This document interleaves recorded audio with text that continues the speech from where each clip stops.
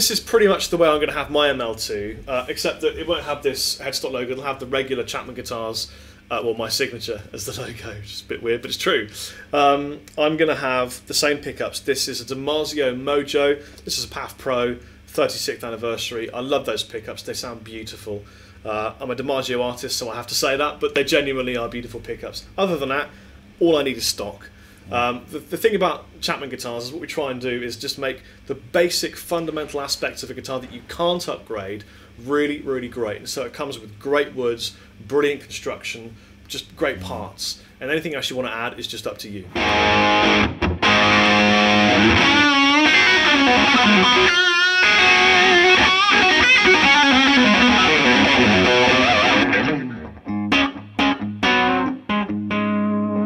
Ebony fretboard. Yeah. This is jumbo fret wire, Yeah. maple neck, mahogany body. If you've never played a guitar with an ebony board on it, it's that you've probably played maple neck and rosewood neck guitars. Yeah. And you probably end up, if you're like me, you find that the maple neck one has got the sort of instant nice feel to it, but over years tends to wear away and become a little rougher. The rosewood one sort of almost does the opposite. It starts off feeling a little rough, and then once you've sort of worn it in a bit, it becomes nice and smooth. Ebony is smooth from day one, Yeah. and will be forever because it's much harder wood than either of those. Also two. very bright sounding, and because Yeah. we've got a one piece, it's a mahogany body, which is quite a dark sounding body wood. You want that top end high frequencies from the ebony fretboard.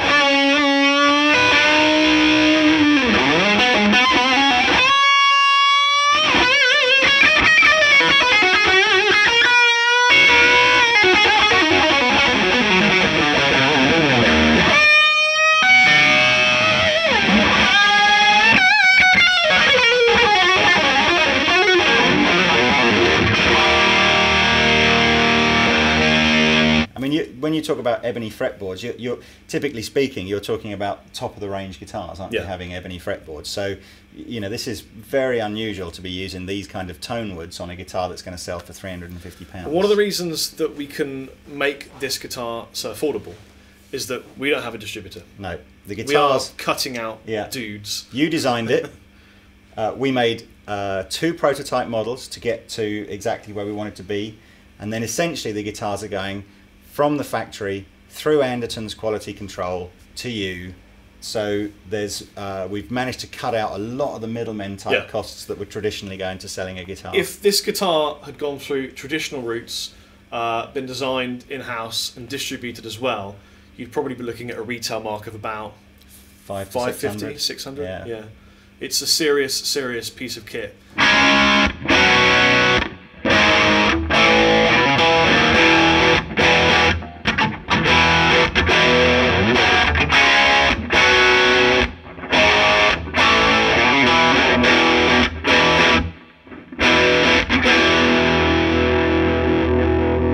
Sounds amazing, it feels beautiful and natural to play, and it's a blank canvas to do what you will with.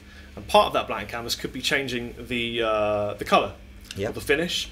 We have a dedicated artist called Svi from sviart.com. Ping!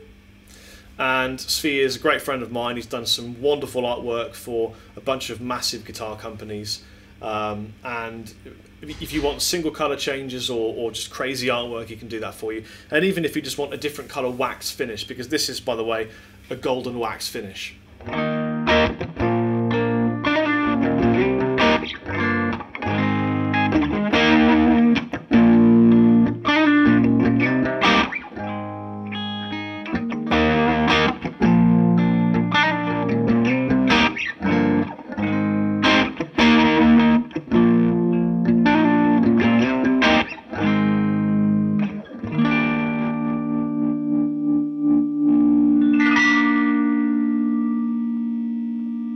This really brings out the sort of the beautiful hue of a natural mahogany, and being a wax finish, it's not got that high sheen gloss on it. So what's going to happen over the time of you owning this, your sort of blood, sweat and tears are going to end up sort of in the body of the guitar. It's going to really look cool within a fairly... map of your pain. Yeah.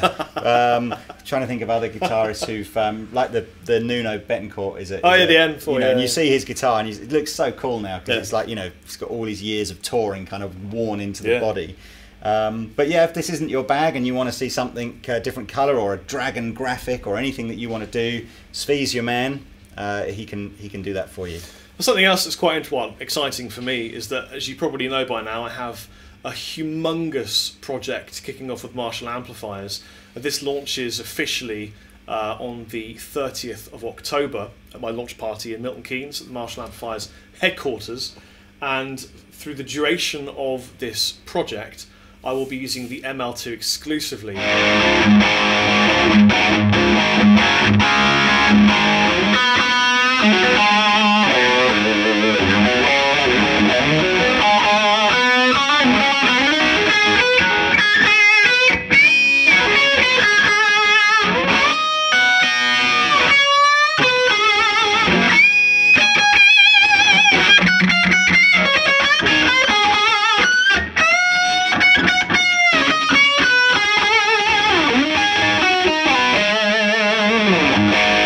So if you don't want one now, you're going to want one soon.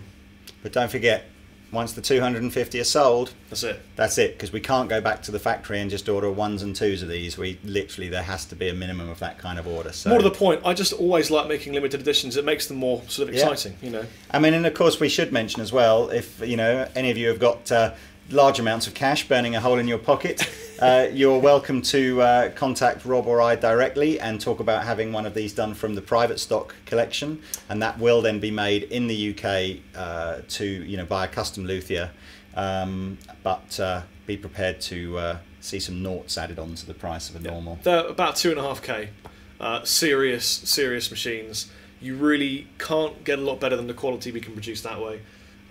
Exotic woods, your choice of pickups, serious hours and hours of hard elbow grease and sanding go into that.